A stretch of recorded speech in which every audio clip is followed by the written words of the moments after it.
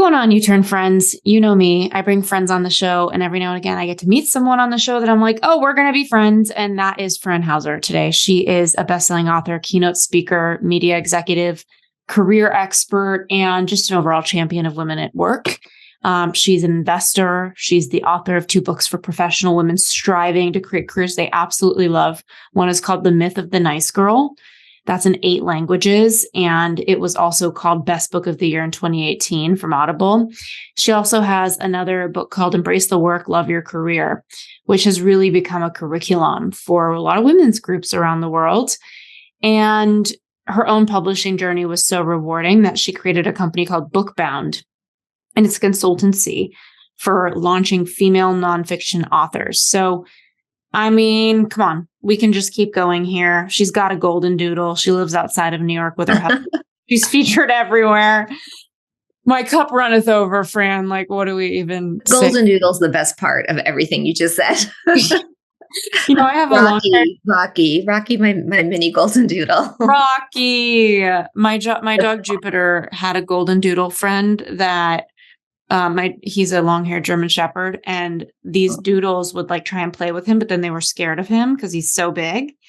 And so now he has a little trauma response to doodles because he wants to play so desperately with them. Oh, he wants to play. And they're scared. Well, he's tone deaf. He just comes in hot, and it's like all the energy is in him. You got to read the room. Read the room, dude. Yeah. Okay, so you're a woman of many things. Like, you invest, you help women with books. I so relate to you. I feel like when you follow your path and it feels really good and you're aligned with your skill set and you're aligned with what you're into and you really know yourself, you're able to keep creating things on the periphery of what you've been creating that take you in new directions. Mm-hmm. And that's been my career as well. And I think there's a lot of people listening where maybe they think like, that's just not for me. I don't have that skill set. I don't have that magic. I don't know, just any feedback you have on where do you think you really found that capability to pursue things so fearlessly in a world that there's a lot of rejection? It's such a great question. It's when I look at my career, it's such a long and varied career, right? Yeah. I've done lots of different things. Yeah. But there is this through line, which is all around helping women and championing women. And, if I think about like back when I was in corporate and I was an executive, what that looked like was mentoring younger women and really helping them kind of climb that ladder, in corporate. As an investor, I invest in female-founded companies. So I'm really putting my money to work and supporting women that way.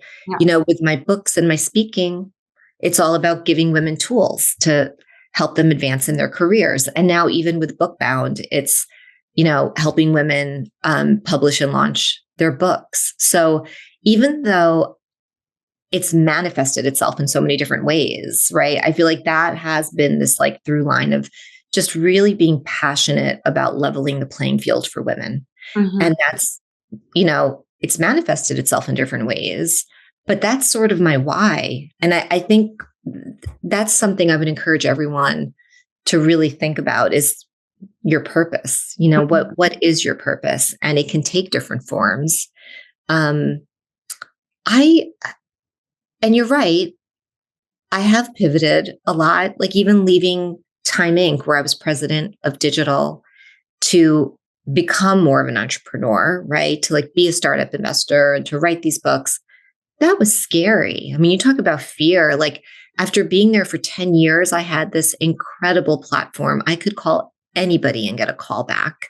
Mm-hmm. When you have brands like People Magazine and Time Magazine behind you, it was really scary thinking about like, am I going to get a call back? Like just as Fran Hauser, not like Fran Hauser calling from People. Mm-hmm. And I literally had to think about, I wanted to like envision, and I did, I envisioned the life that I wanted. And the life that I wanted was, I wanted a more flexible professional life. I wanted to be with my kids more. Mm-hmm. And I couldn't get that from corporate. So I really had to find the courage and the strength to make the change. And look, a big part of it is all of the incredible people in my world who supported me in the change. That's why I always say it's your relationships, it's not your skills when you're Right. pivoting, Yeah. right? It's like the people that are going to open the doors for you, and they're going to be a sounding board. And like, so those relationships, I think, helped me from a fear perspective because I felt supported in making the change. Mm, mm. Right? Like I knew that I had these people in my, like when I was at Time Inc., a lot of what I did was meet with startup founders and meet with venture capitalists, because I was on the innovation side of the business. So we were always looking at potentially acquiring companies or partnering with startups. So I was really building this network of founders and investors that helped me transition into being a startup investor. Right. So it's like it's building that support system. Okay, a couple things. Like I know you talk about balance, and I think that's such a hard thing, especially as a business owner. And we also are in a workforce where so many people want to work more on their own terms. And I always have empathy for both sides. Like there's the entrepreneurs who are just like cornering themselves, working their butts off to get revenue, to be the CEO, head of business development, head of project, head of everything. And then they're taking their hard-earned money. And I was just talking to you before we recorded about how I'm hiring full-time people. They're taking their hard-earned money and they're handing it to someone, hoping they can keep building their dreams. So they want unwavering support. And what I've learned is if I don't hire somebody who's more neurotic about something than I am, I'm going to have to be the neurotic one about it because I care about serving people excellently, you Mm-hmm. know? And Yeah. so you don't hire people who are going crazy for the job, you're going to be the one going crazy. So like on one side, there's the entrepreneur working and not sleeping and giving away money as they build, right? Then you've Mm-hmm. got the worker who's still got a family and they want to take care of themselves and they want to play with their kids and they want to have set hours. They want flexible hours remote. I feel like we are in an environment right now where it's hard for everyone to fall in love with their career. It's hard for the entrepreneurs to get the support they need and the businesses. And it's hard for people to keep giving so much of themselves and not feeling sane. Mm, How does somebody get started in even designing their yeah. plan and like what would feel good Yeah. and sustainable? Yeah. It's you know, for me, like whenever I've been in a situation where I feel like I'm falling out of love with my work and I'm falling out of love with my career, and that's happened, many times over the course of my life. Um, One of the things that I really like to do, and I've found to be super helpful, is I do this exercise where I look at my calendar for the last few months and I pick out the meetings or the experiences, the events that put a smile on my face. Like when I think about that experience, it just like makes me happy. And then I really kind of like dig into it and think about like what was it about the experience that was so fulfilling? Was it the type of problem that I was solving? Was it the skills that I was using? Was it the people that I was with? Um, and doing that kind of like reflective work to figure out like what are the things about your career? Is there anything that Mhm. you actually do enjoy? And Mhm. is there a way to lean into that more? Yeah. And like look, for me, I'm going to go back to the Time Inc. example because after I had been there for 8 years and I had such a great time there. I loved my tenure there, but I was starting to get like that itch, and I was getting a little bit bored. And for me, what I realized was when I looked at my calendar, the meetings that made me so happy were when I was meeting with startup founders. I loved meeting with people that were building new things. Mhm. And I loved helping them think about like just how to solve problems or their product roadmap. Or so I decided actually that I wanted to pitch our CEO this idea of creating an innovation lab at the Mhm. company where I could spend more time working with startups. Mhm. And we ended up getting the green light for that. Mhm. And I'll Mhm. tell you, I really think that kept me at the company 2 more years because I basically created an opportunity for myself. And that's like the one thing that I really want to encourage people to do. Like, you're responsible for your career. You own your career. And I think so often we look to our bosses, we look to our managers to like figure it out for us. Mm-hmm. And, it's on you. Like, you have full agency, And so that's just like one really simple exercise, Ashley, that especially when you're feeling that like, oh, I'm just like not happy, I'm bored, I'm whatever. Is there any part of your job that you like? And is there a way that you could do more of it? Could you create an opportunity for yourself where you're leaning into that more? I love that. Okay. So let's say somebody is looking at their job right now or their work as a business owner, right? And they're saying like, oh, wow, these three pieces of it are so great. I really love those, but they look at their day and they're like, okay, that's 10% of what I'm doing. Yeah. Yeah. So, right. So the flip side of this is, what are the things that you can let go of? What are the things that can go on your to-don't list? Like, I always think about energizers and drainers, and you've got the things that energize you, and then you've got the stuff that is draining you. And by the way, the stuff that's draining you, it might be a project or a task or an initiative. It could also be a behavior that's holding you back. It could be that, I talk to a lot of women who feel like they spend way too much time over preparing and overthinking and perfecting. And that stuff sucks up a lot of time, and is there a way that you could do less of that? As an example, like when I went back to work after my first maternity leave, this was years ago, I realized that I had to change the way that I worked. Like, I could no longer create a 40-page PowerPoint deck just to socialize an idea, like that had to look different for me. The socializing was going to be more of like me writing down a few sound bites and having a conversation with someone. Do you know what I'm saying? So it's like really thinking about like, what are those big time sucks? And again, it could be a behavior. It could be like, for me, I decided that for this year, I'm not going to take on any new board roles. It's just not something that's really filling me up right now. And it can be really time consuming. And it's easy to say no when you're strategic, like when somebody asks me if I would consider a new board role, it's easy for me to say, I've decided that I'm not going to take on any new board roles this year. They don't take it personally. They realize that it was a strategic decision that I made about how I want to spend my time and energy. So like, knowing the things, being really clear about the things that you are not going to focus on is a big part of it. Yeah. And it's interesting because I think about my business, like we write and book TEDx talks all the time. And it's like, I've had some speechwriters that are super brilliant, but what I really need as a business owner is for them to connect with the TEDx booker, because she's the one that comes up with the pitch that we're sending out to all these TEDx events to get the person booked.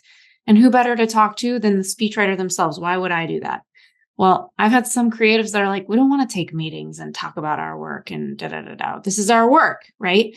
So I think there's a fine line between knowing where you want to go and also understanding that things require some things you don't want to do. And so I guess for people listening who are really taking in what you're saying, kind of about extracting where they're enjoying things, what would be your message about where you do put up with it, where you do pay that cost of admission to the career you want to have? Yeah. And look, there are always going to be those things that you just kind of have to suck it up and do it. Like we've all been there. I mean, there's stuff that's on my plate that, frankly, I've tried to get it off my plate and it just doesn't work. And I think some of it has to go, it goes back to what you said about being neurotic. Like, there are certain things that I am just like, when it comes to my brand, right.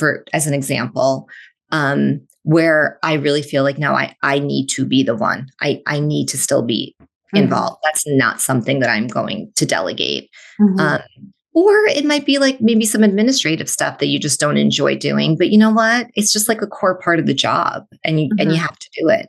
And especially early on in your career, like I really would encourage you to just, you got to do it. Right. Yeah. There are those things where there are things that you can put on your to-don't list. And then there are other things that you just kind of have to suck it up. Right. Yeah. So that's life. Exactly. And I think those messages are always like not as pretty when we're keynote speakers going out there talking about careers. Sometimes I'm like, okay, sorry to be the deliverer of this, but it's still very real. So kind of going to like knowing your value. Obviously, our value is beyond any number, and there's a value in the marketplace that a salary is going to sync up with you. A lot of people, they want the most, and sometimes they want to do the least. And that's not always the case, right? Like some people really want to give and pour into something. Yeah. So I'm curious, like, how does somebody, I know that they could research on websites and see what compensation's being offered, et cetera, but how does somebody really tune into where they're bringing value, where their gifts are? And what's your take on that? Yeah.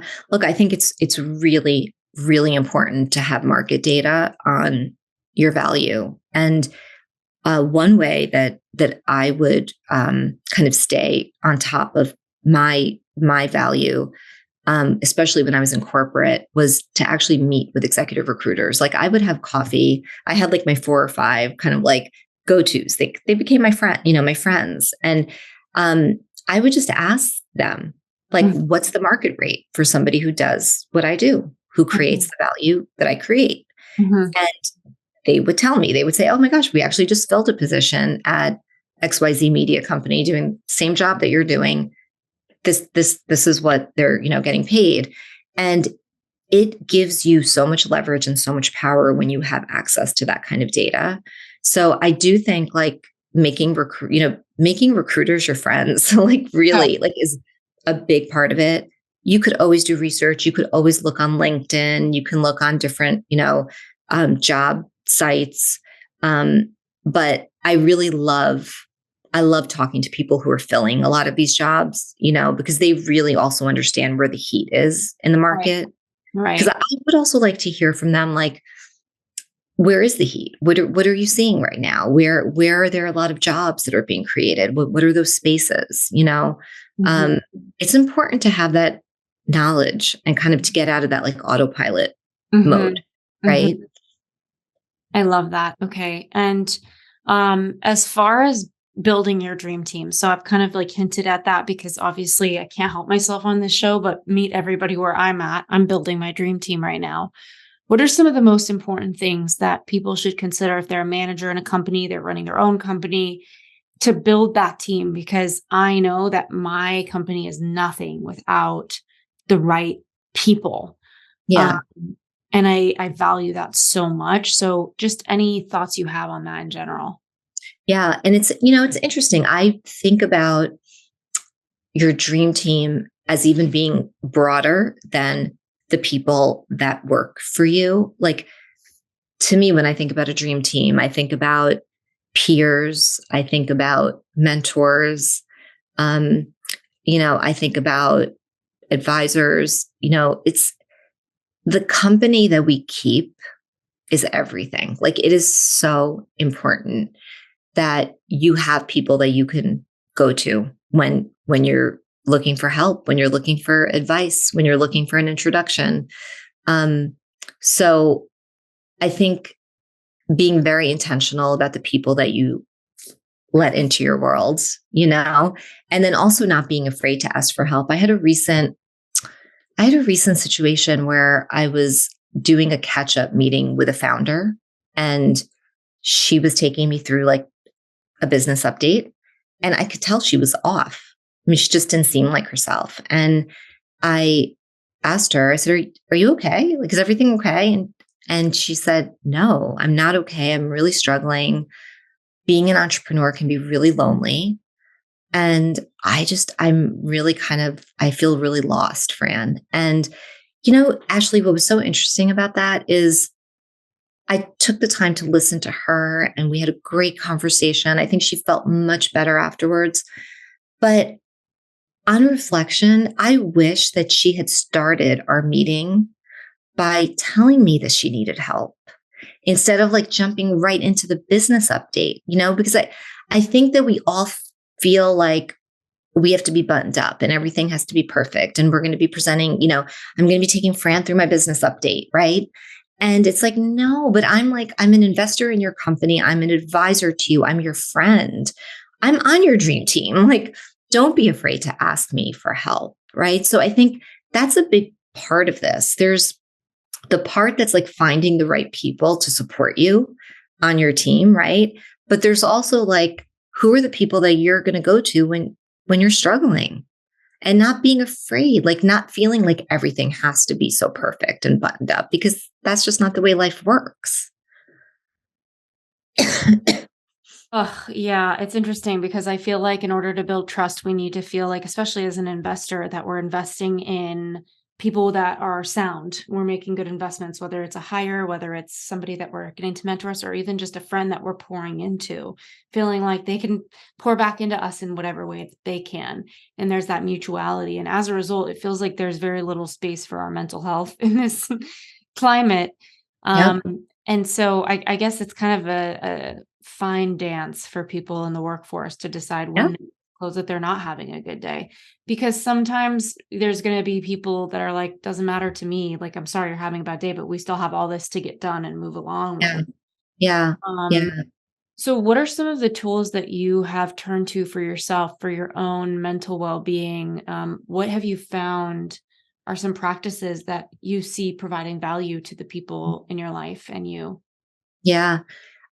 For me, I just tell you a big, a big part of sort of my wellness, when I think about my wellness routine, or whatever what you want to call it. Um, it's whatever I do first thing in the morning. It's like really, really important. Like when I wake up, I always wake up before my kids wake up. It's really important because I just need like 5 to 10 minutes by myself. And I need a cup of coffee. I need to be able to like do like a couple of stretches. I don't know, look outside, look at the sun, maybe like do a little bit of like journaling. But I need that time, like just for me to truly connect with myself, where I don't look at my phone first thing. I don't keep my phone in my room. I never keep it. I keep it in my office. It's charging overnight. So the first 5 to 10 minutes of my day will like set the tone for my whole day. And that's just something that I swear by. And I'm just like in such a better place, like if I feel connected to myself, it's everything. And then the other big thing that I would say, this is a big one for me, is I need transition time. I can't I can't go from meeting to meeting. Like I used to do that in corporate all the time. I don't know how I did it. I honestly don't. But now, like, I always need at least like 10 to 15 minutes in between meetings to just recalibrate, to take a breath, to do a little walk or whatever. But like, I can't do that. I don't know if you remember, like during the pandemic, like I felt like it was like Zoom, Zoom, Zoom, Zoom, Zoom. It was killing me. I'm like, I can't do this anymore. Like I literally just, I changed every meeting. So it was 45 minutes instead of an hour. Um, so the transition time is something that I know that I will not be my best self if I'm doing that back to back thing. It does not work for me. So the transition thing.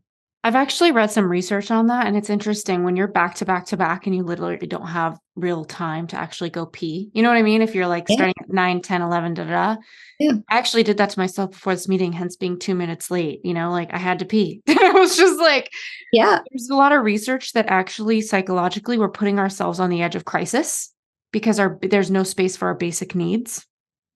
Oh, Eating, I peeing. just love that you said the basic needs thing. Like literally earlier today, I was starving. And Mhm. I was like I was like going through email, and I'm like, but wait a second, I have another meeting. I have it in 30 minutes. I have to stop right now and I need to go eat something.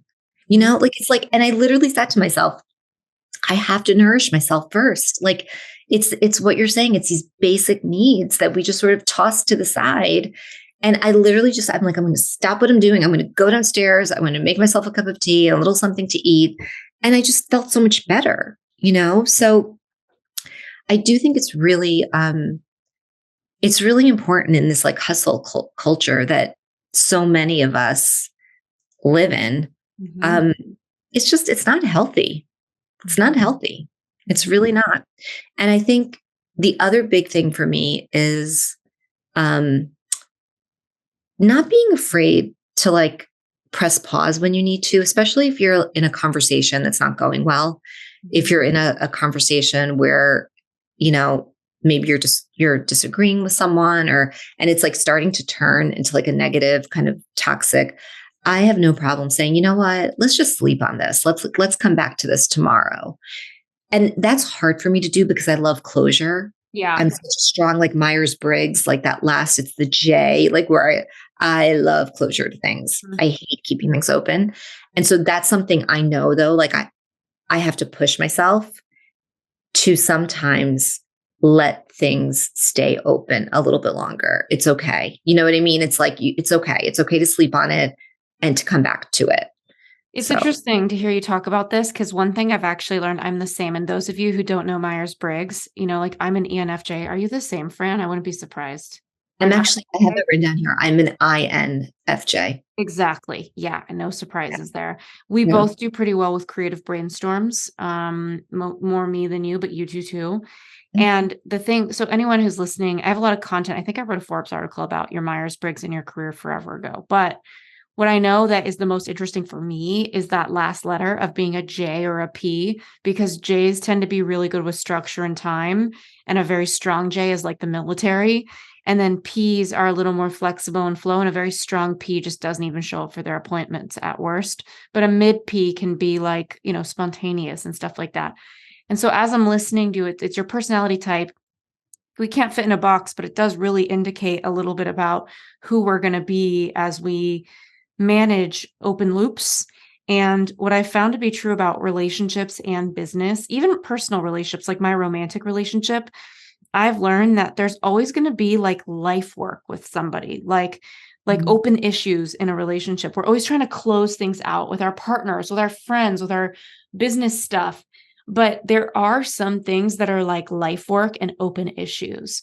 Like my partner is always going to value work even more than I do. Like I love work, but I love my personal life too. And so we're always going to have an open issue about me having like a little worthiness wound about like, am I doing enough compared to what he's doing?